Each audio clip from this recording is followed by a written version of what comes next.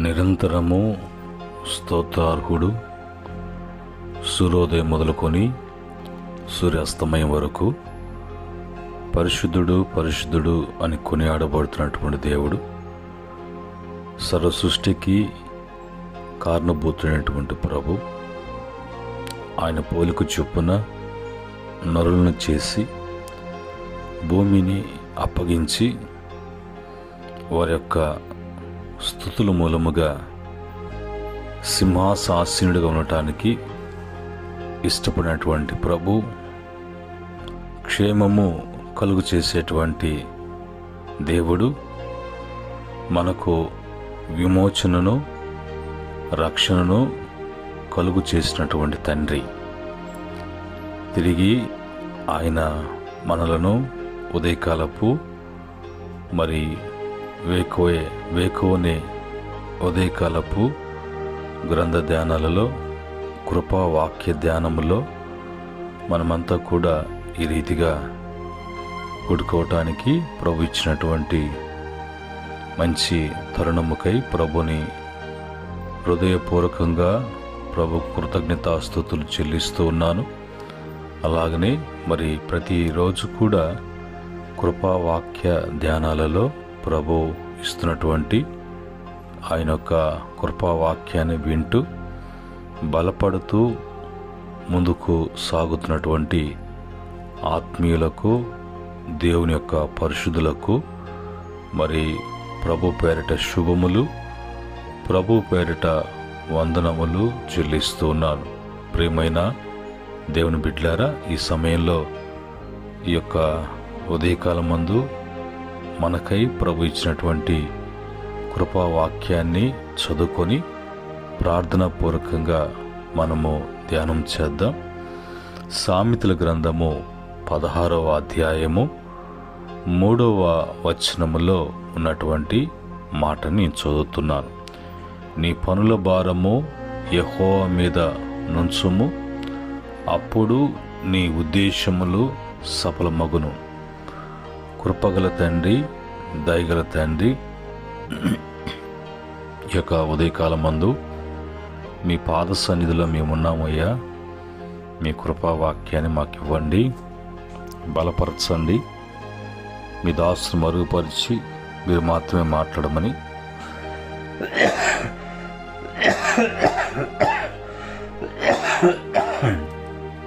యేసుక్రీస్తు నామములో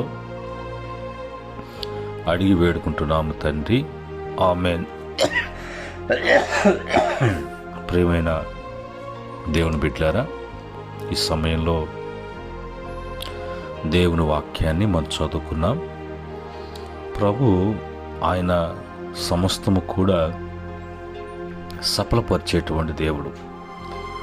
ఆయన కార్యములు మన పట్ల ఎప్పుడు కూడా ఓటమి అనేది లేకుండా మన పట్ల ఆయన ఘనమైనటువంటి కార్యాలు జరిగించేటువంటి వారు కనుక ఆయనకు అసాధ్యం అంటూ ఏది కూడా లేదు. ఆయన సమస్తం కూడా ఆయనకు సాధ్యమే. అయితే మనం నేర్చుకోవాల్సినటువంటి విషయాలు, మనకు వాక్యం ఏమని నేర్పిస్తుంది, ఏమని బోధిస్తుందంటే, నీ పని ఏదైనా, నీ ఉద్దేశం ఏదైనా, అది నేను చేయగలను అన్నట్లుగా అది నీ మీద వేసుకోకుండా, అది నీకు భారంగా కాకుండా, అది దేవునికి అప్పగించుకునే విధముగా దేవునికి అప్పగించటం, అది దేవుని యొక్క చేతిలో పెట్టడం, ఉంచటం అనేది జరిగినప్పుడు అది మనకు భారముగా కాకుండా, దాని విషయంలో మనము బాధపడకుండా, మన యొక్క ఏదైతే మనం అనుకుంటామో, ఏదైతే ఉద్దేశిస్తామో వాటన్నిట్లో కూడా ఇంకా భారము ఆయనదు, బాధ్యత ఆయనది. కనుక ఆయన కార్యాలు మన పట్ల సమృద్ధిగా జరగటానికి ప్రభు ఆయన సెలవిస్తారు. కనుక మరి బైబిల్లో కూడా ఒక వాక్యాన్ని మనం జ్ఞాపకం చేసుకుంటే, మరి ప్రభు అనేది ఏంటంటే, తల్లి గర్భమును పుట్టిన మొదలుకొని సంకనెత్తుకొని నడిపించేటువంటి వాడిని నేనే. నేను కలుగు చేశాను కాబట్టి నిన్ను మరి భరించేటువంటి వాడిని కూడా నేనే అని ప్రభు చెప్తున్నారు.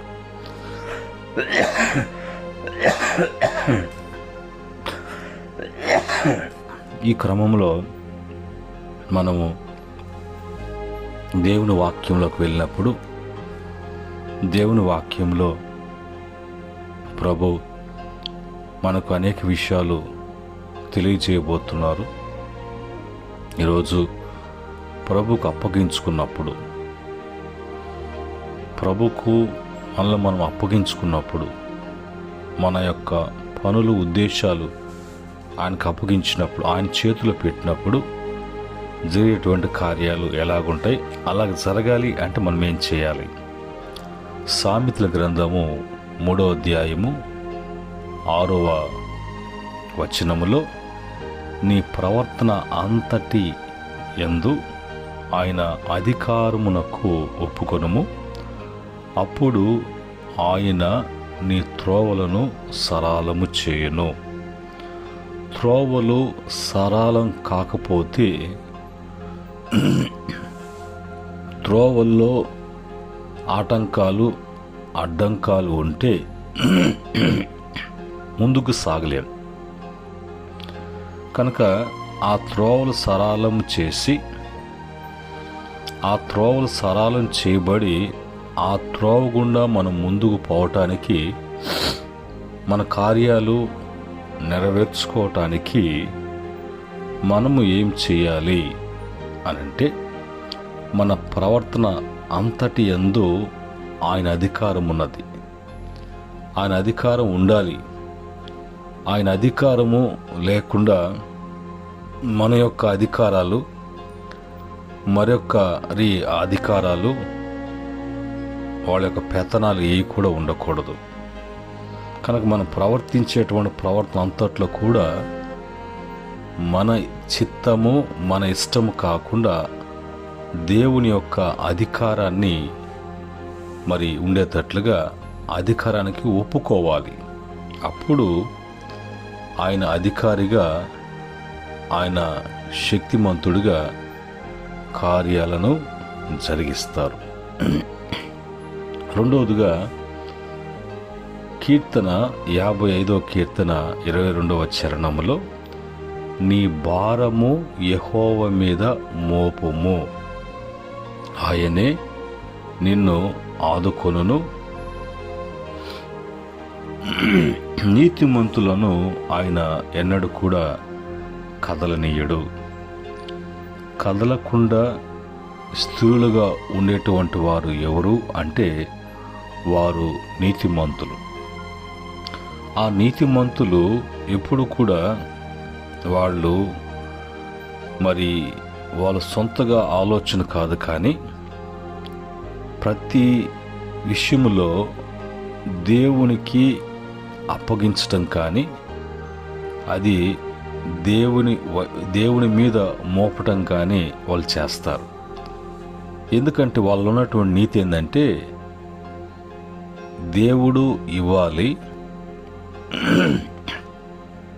దేవుడు పెట్టాలి, దేవుడు పోషించాలి, దేవుడు జరిగించాలి. ఇవన్నీ కూడా ఆయన చేసేటువంటి పనులు, ఆయన చేయించేటువంటి పనులు. ఇవి నేను చేసుకునేటువంటి పనులు కాదు అనేది వాళ్ళ నీతి. కనుక మన మానవుని యొక్క ఆలోచన ఎట్లా ఉంటుందంటే, అంతా అతనే చేయాలని, వారే చేయాలని, కొన్ని సందర్భాలలో పేరు ప్రఖ్యాతుల కొరకు ప్రగల్భాలు పలికేటువంటి వాళ్ళు ఉంటారు. వారు లోకానికి ఏదో చూపించుకోవాలి అన్నట్టుగా, వాళ్ళ గొప్ప అన్నట్టుగా కొన్ని సొంత ప్రయత్నాలు చేసి అందులో నష్టపోయి వాటిలో కూరుకొని పోయి చిక్కుకొని బయటకు రాలేక వాటి వలన కలిగేటువంటి మరి ప్రతి అనర్థాన్ని, ప్రతి విధమైనటువంటి మరి బాధలను అనుభవించాల్సి వస్తుంది. ఇవన్నీ జరగకుండా ఉండాలంటే నీ నీతి ఏమై ఉండాలంటే ఆయన మీద మోపినట్లుగా, ఆయనకు అప్పగించుకున్నట్లుగా ఉండాలి. మూడవదిగా యోబు గ్రంథము 22వ అధ్యాయం 27 వచ్చిన ప్రకారంగా, నీవు ఆయనకు ప్రార్థన చేయగా ఆయన నీ మనవి ఆలకించును, నీ మొక్కుబళ్ళు నీవు చెల్లించెదవు, మరియు నీవు దేనినైనా యోచన చేయగా అది నీకు స్థిరపరచబడును, నీ మార్గముల మీద వెలుగు ప్రకాశించును అనే మాట 3వ మాట చదువుకున్నాం. ఇక్కడ మార్గములలో వెలుగు ప్రకాశిస్తుంది. చీకటిగా ఉన్నప్పుడు చీకటిలో ప్రయాణం చేయలేరు. చీకటిగా ఉన్నప్పుడు అది లోయో, అది రాయ రప్పో, అది ఏదో అనేది అర్థం కాకుండా ఉంటుంది. అయితే అది మనం వెళ్తున్నప్పుడు ఆ రోడ్డులో మనకి ఎలాగున్నది అని కనిపించిన దాన్ని బట్టి ముందుకు సాగటానికి ఆ మార్గం చీకటి మార్గంగా ఉండకూడదు. ఆ మార్గము వెలుగు మార్గంగా ఉండాలి. అలాగనే మనల్ని ప్రభు మన మార్గాలలో ఆయన వెలుగును ప్రకాశింపచేయాలంటే ప్రతి విషయంలో కూడా మనము దేవునికి ప్రార్థన చేసేటువంటి వారంగా ఉండాలి. ప్రార్థన చేసి మనం పొందుకున్నట్లుగా ప్రార్థనలో ప్రభు మనకు చేసేటువంటి కార్యాలను బట్టి తిరిగి కృతజ్ఞతగా ఆయనకు మనము చెల్లించాల్సినటువంటిది ఆయనకి చెల్లించినప్పుడు ఆ యొక్క క్రమము బైబిల్ క్రమము. ప్రభు చేసిన మేలును బట్టి ఎప్పుడు మర్చిపోకూడదు. ప్రభు నీ జీవితంలో కార్యం జరిగించాలి అంటే నువ్వు ప్రార్థన ద్వారా ప్రభుకి తెలియచేస్తూ ఉండాలి. అలాగనే అక్కడ రాయబడినటువంటి మాటలో నువ్వు ఏది యోచన చేస్తావో దాన్ని దేవుడు స్థిరపరుస్తాడు. చూడండి, ఇవన్నీ కూడా మనం చేయాల్సిందే. మనం చేయకుండా మనము దేవుడు వాక్యం చెప్పినట్లుగా ఉండకుండా మనం మన ప్రకారంగా, మన ఇష్ట ప్రకారంగా జరగాలి అంటే ఏది కూడా జరగదు అనేది మనకు తెలియచేయబడుతుంది. అలాగనే 4వ మాట కాడికి వచ్చినప్పుడు కీర్తన 37వ కీర్తన 4-5 చరణాలలో యెహోవాను బట్టి సంతోషించుము, ఆయన నీ హృదయ వాంఛలను తీర్చును, నీ మార్గమును యెహోవాకు అప్పగింపుము, నీవు ఆయన నమ్ముకొనుము, ఆయన నీ కార్యము నెరవేర్చును. 4వదిగా మనం చేయాల్సినటువంటిది దేవుని బట్టి మనం ఆనందించాలి. దేవుని బట్టి ఆనందించటం అంటే ఏంటి అంటే, ప్రభు ఏది చేసినా కూడా మనకు ఆయన మంచిగా చేస్తాడు కానీ కీడు చేయడు. మనకు దేవుడు ఏది ఇచ్చినా కూడా శ్రేష్టకరమైనటువంటిది ఇస్తారు. అలాంటప్పుడు నాకు అది ఇవ్వలేదే, ఇది ఇవ్వలేదే, వారికి అది ఉందే, వీరికి ఇది ఉందే, నాకేంది ఇలాగున్నది అన్నటువంటి మనసు రాకూడదు. ప్రభు నాకు ఏది ఇచ్చినా కూడా, ఏది చేసినా కూడా అది నా మేలు కొరకే, నా మంచి కొరకే అనేటువంటి ఆలోచన కలిగినటువంటి వారు దేవుని బట్టి నిరుత్సాహము, సనుగుళ్ళు, గొనుగుళ్ళు అనేవి లేకుండా వాళ్ళు సంతోషిస్తారు. ఆలస్యమైన వాళ్ళకి ఇంకా మంచిది అన్నట్టుగా. దేవుడు ఇస్తానని చెప్పిన తర్వాత ఇస్తాడు ప్రభు అన్నటువంటి మనసు వాళ్ళకు ఉంటుంది. కనుక అలాంటి వారి విషయంలో వాళ్ళ హృదయాల్లో ఉన్నటువంటి వాంఛ ఏంటో, ఆశ ఏందో ఆయన తీరుస్తాడు. అయితే మనం చేయాల్సింది ఏంటంటే మన మార్గాల్ని ఆయనకు అప్పగించుకొని మరి ఆయన నమ్ముకుంటే చాలు. మన మార్గాలు నేను నడిచేది నా జీవితం నాది, నా ఇష్టం నాదే అన్నట్లుగా జీవిస్తూ మరి నా జీవితంలో నేను సంతోషించినట్లుగా, నా హృదయ వాంఛలు తీర్చబడినట్లుగా, నా కార్యాలు నెరవేర్చబడినట్లుగా నువ్వు చేయి ప్రవ్వా అని, ఒకవేళ ఏదైనా మరి ఒక మాట మరి అంటారు, ఏమంటారంటే తప్పులుంటే క్షమించండి అని అంటారు. అట్లా కాదు. నువ్వు ఏదో నోటితో ఒప్పుకోవటము అనేది కాదు. నీలో ఆ క్రియ జరగాలి, నీలో ఆ నడవడిక అనేది రావాలి. నువ్వు సంతోషించకుండా, నీ మార్గాలు అప్పగించుకోకుండా, ఆయన నమ్ముకోకుండా కార్యాలు జరగాలి అంటే ఎలాగ జరుగుతాయి? అది అసాధ్యం. కనుక ఈరోజు హృదయ వాంఛలు తీర్చేవాడు ఆయనే, మన కార్యాలను నెరవేర్చేవాడు ఆయనే. అంటే నువ్వు నమ్ముకొని అప్పగించుకోకుండా, నువ్వు ప్రార్థన చేయకుండా, నీ భారమేంటో ఆయన మీద మోపకుండా, నీవు ఆయన అధికారం కింద ఉండకుండా, నా ఇష్ట ప్రకారంగా జరగాలి అంటే ఏది కూడా నీ జీవితంలో జరగదు అనే విషయాన్ని జ్ఞాపకం చేసుకోవాలి. 5వ మాటగా చూసినప్పుడు దేవుని వాక్యములో ఫిలిప్పీ పత్రిక 4వ అధ్యాయము 6-7 వచనాలలో ఉన్నటువంటి మాట ఏంటంటే, నీవు దేని గురించి చింతించొద్దు, నీ చింత యావత్తు నువ్వేం చేయాలి అంటే ఆయన మీద మోపాలి. దేని గురించి చింతింపుకొడి కానీ ప్రతి విషయములోనూ ప్రార్థన విజ్ఞాపన చేత కృతజ్ఞతాపూర్వకముగా మీ విన్నపములు దేవునికి తెలియచేయుడి.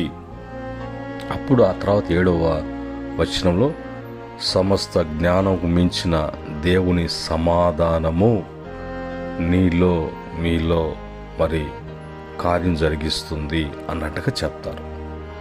కనుక 5వదిగా మనము చేయాల్సినటువంటి పని ఏంటి అంటే, మనం దేని గురించి కూడా చింతించాల్సిన అవసరం లేదు.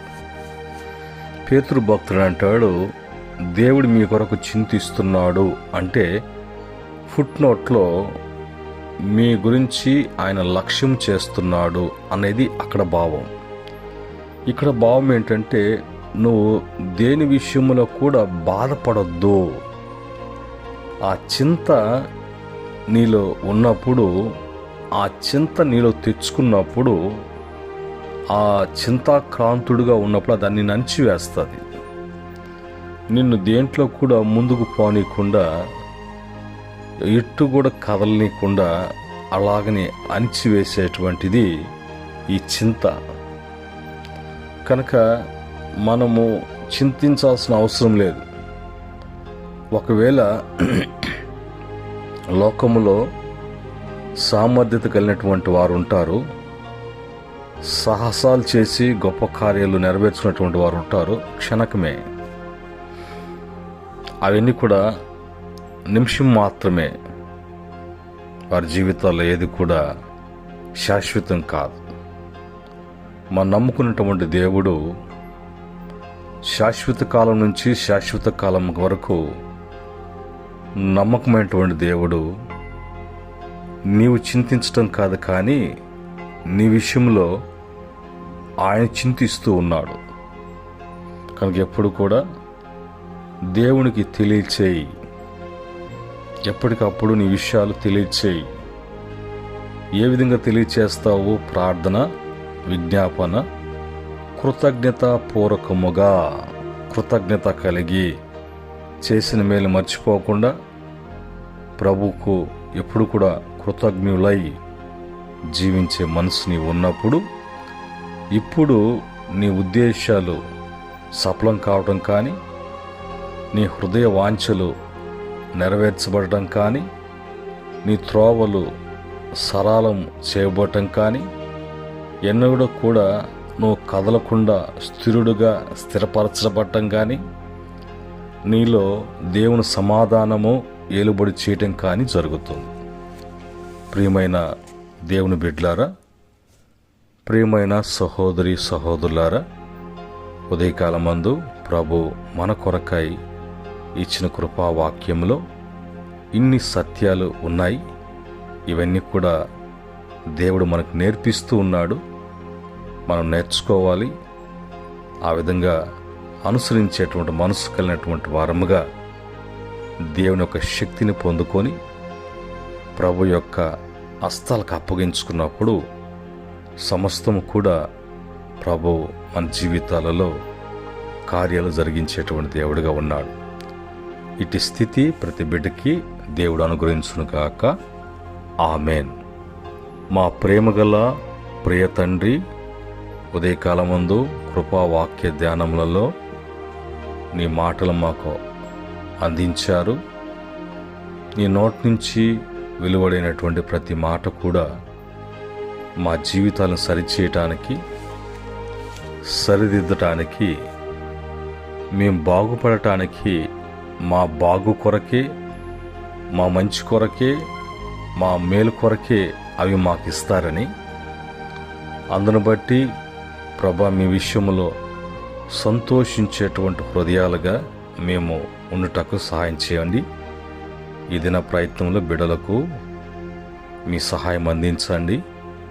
తిరిగి మరొక సమయంలో మీ వాక్యాన్ని మేము వినటానికి, ధ్యానం చేయటానికి, అన్వయించుకొని అనుసరించి దీవించబడడానికి కృప దయచేయమని యేసుక్రీస్తు నామములో అడిగి వేడుకుంటున్నాము తండ్రి. ఆమేన్. పరమ తండ్రి, మన దేవుని ప్రేమ, కుమారుడైనటువంటి యేసుక్రీస్తు యొక్క దివ్యమైన కృప, పరిశుద్ధాత్మ యొక్క నిత్య ఆనంద సంతోష సహవాసము ఈ యొక్క వాక్యాన్ని వింటున్న బిడ్డలకును, సకల పరిశుద్ధులకును, ఆయన దాసులకును సదా తోడే నడిపించునుగాక. ఆమెన్.